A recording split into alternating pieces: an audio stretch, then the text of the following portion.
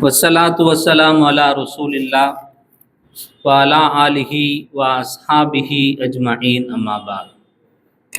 அளவற்ற அருளானும் நிகரற்ற அன்புடையுமாகிய எல்லாமுல் அல்லாஹுவின் திருப்பெயரால் ஆரம்பம் செய்கிறேன். எல்லாமுல் அல்லாஹு சுப்ஹானஹு தஆலாவின் அன்பும் அருளும் கருணையும் மஃபிரத்தும் எம்பெருமானார் ரசூலே கரீம் ஸல்லல்லாஹு அலைஹி வஸல்லம் அவர்களின் மீதும் அவர்களின் குடும்பத்தார்கள் தோழர்கள் நம் அனைவர்களின் மீதும் என்றென்றும் நின்று நிலவட்டுமாக. கண்ணியத்திற்குரியவர்களே, அல்லாஹுடைய மாபெரும் கிருபையினால் பெரம்பலூர் வட்டார ஜமாத்துல் உலமா சபை நடத்துகின்ற சுழலும் சொல்லரங்கம் வலிமையான சமூகத்தை கட்டமைக்க இன்றைய கால சூழலில் என்ன தேவை என்ற அடிப்படையில் என்னை தவிர பேச இருக்கின்ற அந்த 3 தலைப்புகளும் அதுவும் இந்த காலத்தின் மிக அவசியமான ஒன்று என்றாலும் அதில் முதலாவதாக மிக விரைவாக இந்த சமூகத்தை கட்டமைக்கக்கூடிய ஒரு வாய்ப்பு அரசியலுக்குத்தான் இருக்கிறது என்பதை வலியுறுத்துவதற்காக வேண்டி நான் இங்கே வந்திருக்கின்றேன். கண்ணியத்திற்குரியவர்களே, அரசியல் என்பது ஏதோ அது ஒரு தீண்டத்தகாதது அல்ல, அது ஒரு வாழ்வியல். எவ்வாறு அறிவியல், பொருளியல், புவியியல் என்பதாக கட்டமைப்புகள் இருக்கின்றனவோ அதை போன்று அரசியல் என்பது ஒரு வாழ்வியல், நம்முடைய வாழ்க்கையோடு இரண்டர கலந்தது. ஆனால் ஏனைய கட்டமைப்பை போன்று அரசியல் என்று ஒன்று தனியாக கிடையாது. ஆனால் அரசியல் இல்லாமல் எதுவும் கிடையாது. நாம் பார்க்கின்ற, பேசுகின்ற, நடக்கின்ற அனைத்திலும் அரசியல் இருக்கிறது. அரசியலை பற்றி முதுபெரும் அறிஞர்கள் கூறிய சில கருத்துக்களை கேட்டால் எந்த அளவிற்கு அரசியல் நம்மோடு இரண்டர கலந்திருக்கிறது என்பதை அறிந்து கொள்ளலாம் என்று நினைக்கிறேன். அண்ணல் காந்தியடிகள் கூறினார், அரசியல் என்ற எண்ணம் இல்லாதவன் மனிதனாகவே இருக்க முடியாது. அரசியல் என்ற எண்ணம் இல்லாதவன் மனிதனாகவே இருக்க முடியாது. லெனின் கூறி காட்டினார், ஒவ்வொரு மனிதனுடைய ஒவ்வொரு சொல்லிலும் அரசியல் பிறக்கிறது, ஒவ்வொரு வார்த்தையிலும் அரசியல் பிறக்கிறது. இங்கே என்ன கூட்டமாக இருக்கிறது? கொஞ்சம் தள்ளி நில்லுங்கள், கொஞ்சம் தாகமாக இருக்கு, தண்ணீர் கொடுங்கள் என்று நாம் சர்வசாதாரணமாக பேசக்கூடிய நம்முடைய அனைத்து வார்த்தையிலும் அரசியல் இருக்கிறது என்பதை லெனின் கூறியதை நாம் பார்க்க முடியும். அதே போன்று நாம் பார்க்கிறோம், அரிஸ்டாட்டில் அரசியலை பற்றி கூறுகின்ற பொழுது, அரசியல் வேண்டாம் என்று நீங்கள் விலகி நிற்கலாம், ஆனால் அரசியல் உங்களை விட்டு ஒருபோதும் விலகாது. நீங்கள் வேண்டுமானால் அரசியலை விட்டு விலகி நிற்கலாம், வெறுத்து ஒதுக்கலாம், ஆனால் உங்களை விட்டு அரசியல் எப்பொழுதுமே விலகாது.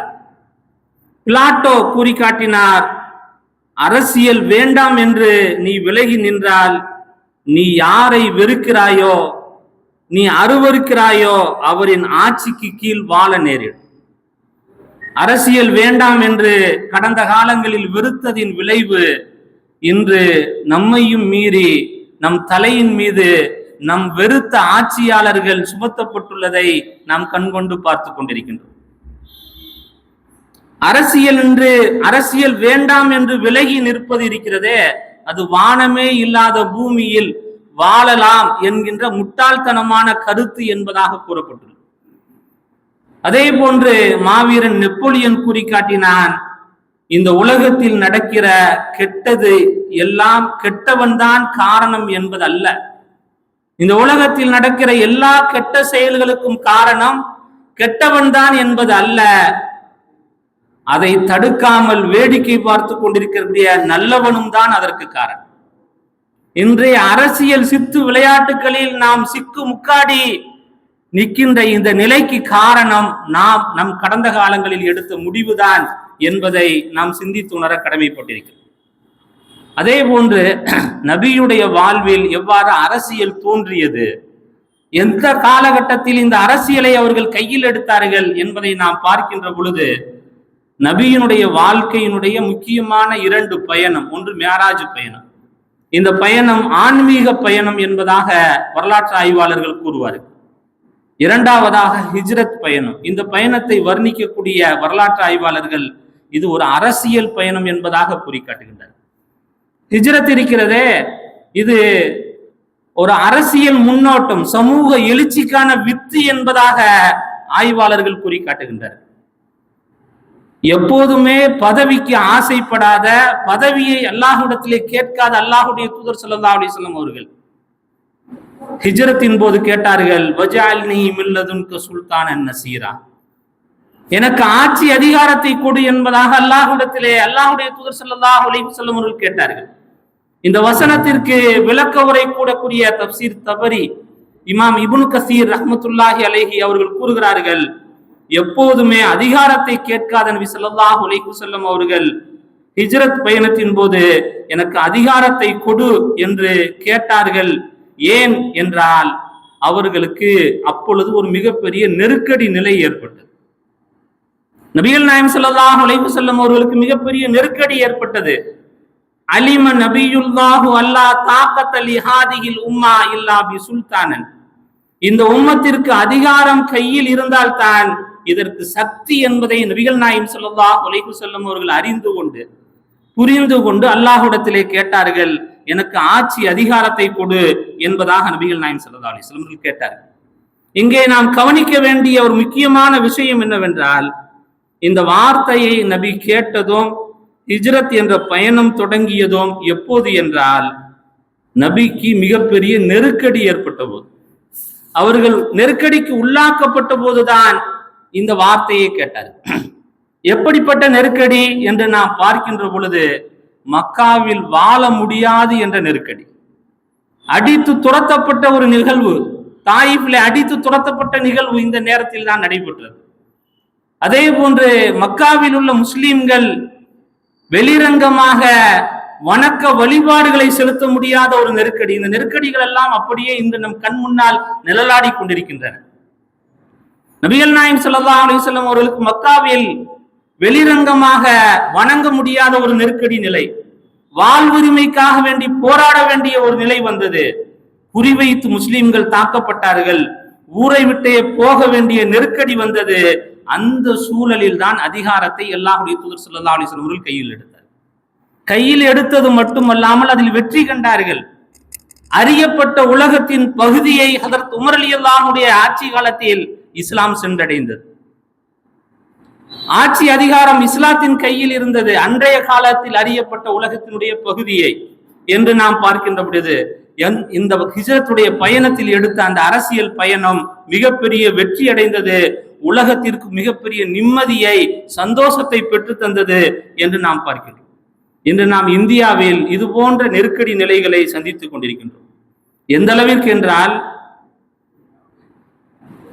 இந்திய அரசியல் வல்லுநர்கள் கூறுகிறார்கள், நாட்டில் அறிவிக்கப்படாத ஒரு எமர்ஜென்சி நெருக்கடி நிலை நிலவுகிறது. திரும்ப திரும்ப இந்த வார்த்தை கூறப்பட்டு கொண்டே இருக்கிறது. கடந்த 10 வருடங்களாக, 10 வருடத்திற்கு மேலாக நாடு சர்வாதிகாரத்தை நோக்கி வேகமாக முன்னேறி கொண்டிருக்கிறது என்பதாக கூறுகிறார்கள். இதில் முஸ்லிம் சமூகம் மிகப்பெரிய அளவில நெருக்கடிக்குள்ளாக்கப்பட்டுள்ளது, பாதிக்கப்பட்டுள்ளது என்பதை நாம் பார்க்கிறோம். கடந்த 100 வருடங்களாக இந்த நாட்டிலே ஒரே ஒரு பள்ளிவாசல், பாபரி பள்ளிவாசல் சர்ச்சைக்குள்ளாக்கப்பட்டிருந்தது. ஆனால் இன்று நம்மில் பல நபர்களுக்கு தெரியாத அளவிற்கு நாட்டில் 16 பள்ளிகள் வழக்காடு மன்றங்களில் நிற்கிறது, சர்ச்சைக்குள்ளாக்கப்பட்டுள்ளது. பாபரி பள்ளியை நாம் கண்கூடாக இழந்தோம். அதில் எந்த விதமான போராட்டங்களையும் முன்னெடுக்கவில்லை, அரசியல் நிலைகளை நாம் எடுக்கவில்லை. இன்று 16 பள்ளிகள், நம்முடைய பள்ளிகள் சர்ச்சைக்குள்ளதாக ஆக்கப்பட்டுள்ளது. இன்னும் வேகமாக இது அதிகரிக்கும் என்பதாக கூறப்படுகிறது. யூபியில் மட்டும் இன்று 4 பள்ளிகள், பாபரி மஸ்ஜிதை இழந்தோம், அதே போன்று ஈத்கா மஸ்ஜித், ஞானவாபி மஸ்ஜித், சாஹி ஈத்கா மஸ்ஜித், சமீபத்தில் நடந்த இந்த சாஹி ஈத்கா மஸ்ஜித் ஆய்வு ஆராய்ச்சியில் 5 முஸ்லிம்கள் கடுமையாக தாக்கப்பட்டு படுகொலை செய்யப்பட்டதை நாம் கண்கூடாக பார்த்து கொண்டிருக்கின்றோம். இந்த நிலை இன்னும் அதிகரித்துக் கொண்டே செல்லும் தான் என்பதாக கூறப்படுகிறது. மதரசாக்களை மூடுவதற்கான சட்டத்திட்டங்கள் தயாராகிவிட்டது. யூபியிலே மதரசாக்களை மூடுவதற்கான சட்டத்திட்டங்கள் வந்துவிட்டது. அஸ்ஸாமில் வந்துவிட்டது. மதரசாக்கள் இடிக்கப்பட்டுக் கொண்டிருக்கிறது இந்த நாட்டிலே. அதே போன்று மாட்டுக்கரியின் பெயரால் நூற்றுக்கணக்கான முஸ்லிம்கள் அடித்து படுகொலை செய்யப்பட்டுள்ளார்கள். இதற்கெல்லாம் போராடினால் மனித உயிர்கள் மிகப்பெரிய அளவில் மலிவான முறையில் பழிவாங்கப்படுகிறது, பள்ளிகள் இடிக்கப்படுகிறது, மதரசாக்கள் மூடப்படுகிறது. இதற்காக வேண்டி போராடினால் அந்த போராட்டக்காரர்கள் குறிவைக்கப்படுகிறார்கள். அவர்கள் போட்டாக்கள் வீதிகளிலே திருடர்களை போன்று ஒட்டப்படுகிறது. அவருடைய வீடுகள் இனம் காட்டப்பட்டு புல்டோசர் கலாச்சாரம் அதிகரித்து இடிக்கப்படுகிறது. போராடவே உனக்கு தகுதி இல்லை என்கின்ற அளவிற்கு இன்று நம்முடைய நெருக்கடிகள் ஏற்பட்டு கொண்டிருக்கிறது. சொல்லிக்கொண்டே போகலாம். அந்த அளவிற்கான மிகப்பெரிய நெருக்கடிகள். நாடு சர்வாதிகாரத்தை நோக்கி வேகமாக நகர்ந்து கொண்டிருக்கிறது. இந்தியாவினுடைய உயிர் நாடியாக திகழக்கூடிய இந்திய அரசியல் சாசன சட்டத்தை மாற்றுவதற்கான முயற்சியில் அரசு ஈடுபட்டு கொண்டிருக்கிறது. கடந்த 1 வார காலமாக பாராளுமன்றத்தில் இது சார்ந்த விவாதங்கள் அல்லோலப்பட்டு நேற்று தாக்குதலுக்கு ஆளான நிலை வரை மாறி இருப்பதை, நாடகங்கள் நடைபெற்றுக் கொண்டிருப்பதை நாம் கண்கூடாக பார்த்து கொண்டிருக்கின்றோம். மதச்சார்பின்மை மீதான தாக்குதல் தொடர்ந்து நடக்கிறது. ஜனநாயக நிறுவனங்கள் பலகீனப்படுத்தப்படுகிறது. எலெக்ஷன் கமிஷன், நீதிமன்றம், இந்திய அரசியல் நிறுவனங்கள் மிகவும் பலகீனப்படுத்தப்பட்டுக் கொண்டிருக்கிறது. சுதந்திரம் இல்லாமல் இருக்கிறது. உள்ளீடு அற்ற வெற்று கூடுகளாக அது திகழ்ந்து கொண்டிருக்கிறது. அதிகாரம் இல்லாத நிறுவனங்களாக மாறிக்கொண்டிருக்கின்றன. பேச்சுரிமை, கருத்துரிமை மிகவும் ஒடுக்குதலுக்குள்ளான நிலையில் இருக்கிறது. இஏபிஏ வழக்குகள் அதிகமாக போடப்படுகிறது. இஏபிஏ வழக்குகள் என்றால் சாதாரணமாக நினைத்துக் கொண்டிருக்கின்றோம். ஒரு மனிதனை அப்படியே முடக்குவதற்கான மிகப்பெரிய முன்னெடுப்புகள் தான் இந்த வழக்கு. ராஜதுரோக வழக்குகள் அதிகமாக போடப்படுகிறது. எங்கே எது நடந்தாலும் இணையம் உடனடியாக முடக்கப்படுகிறது. இணைய உரிமையை பற்றி நீதிமன்றம் கூறிய ஒரு கருத்து என்னவென்றால், உயிர் வாழும் உரிமையை போன்றது இணையம் என்பது. இன்றைய காலத்தில் ஆர்டிகிள் 21 தனி மனித சுதந்திரத்தை பற்றி பேசுகிறது. இந்திய அரசியல் சட்டத்தினுடைய ஆர்டிகிள் 21 தனி மனித சுதந்திரத்தை பற்றி பேசுகிறது. தனி மனித சுதந்திரம் என்று எள்ளி நகையாடப்படுகிறது. மிகப்பெரிய அளவிலே பாதிக்கப்பட்டிருக்கக்கூடிய நிலைகளை நாம் பார்த்து கொண்டிருக்கின்றோம். இப்படிப்பட்ட நிலைகளில் இங்கே ஒரு கிரேக்க கவிதையை சொன்னால் நன்றாக இருக்கும் என்பதாக நினைக்கிறேன். மார்டின் நிமோலர் என்ற ஒரு பாதிரி கூறிய அந்த வார்த்தை, இந்த வார்த்தை ஸ்பெயினுடைய அழிப்பினுடைய நிலைகளை பற்றி கூறுகின்ற பொழுது கூறுவார்கள். அதாவது, அவர்கள் கம்யூனிஸ்டுகளை கொல்ல வந்தார்கள், நான் மௌனமாக இருந்தேன், ஏனென்றால் நான் கம்யூனிஸ்ட் அல்ல. தொழிற்சங்கவாதிகளை அவர்கள் கொல்ல வந்தார்கள், நான் மௌனமாக இருந்தேன், ஏனென்றால் நான் தொழிற்சங்கவாதி அல்ல. பிறகு அவர்கள் யூதர்களை தேடி வந்தார்கள், நான் மௌனமாக இருந்தேன், ஏனென்றால் நான் யூதன் அல்ல. இறுதியில் அவன் என்னை தேடி வந்தான், அப்போது எனக்காக பேசுவதற்கு அங்கே யாரும் இல்லை என்பதாக மார்டின் நிமோலர் கூறிய இந்த கவிதையை இன்று நாம் நினைத்து பார்க்க கடமைப்பட்டது.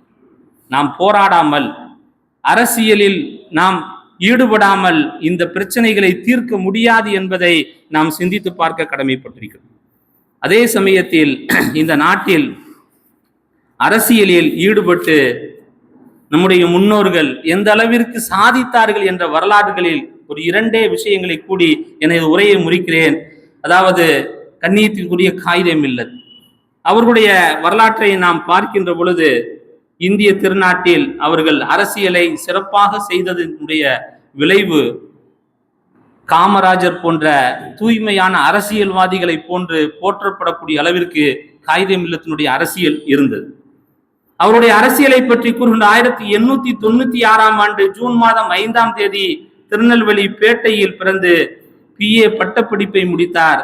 பட்டப்படிப்பை தேர்வு எழுதுகின்ற பொழுது காந்தியடிகள் ஒத்துழையாமை இயக்கத்தை வெள்ளையனுக்கு எதிராக நடத்திய போது தன்னுடைய தேர்வை உதறி தள்ளிவிட்டு அந்த போராட்ட களத்தில் பங்கேற்றார்.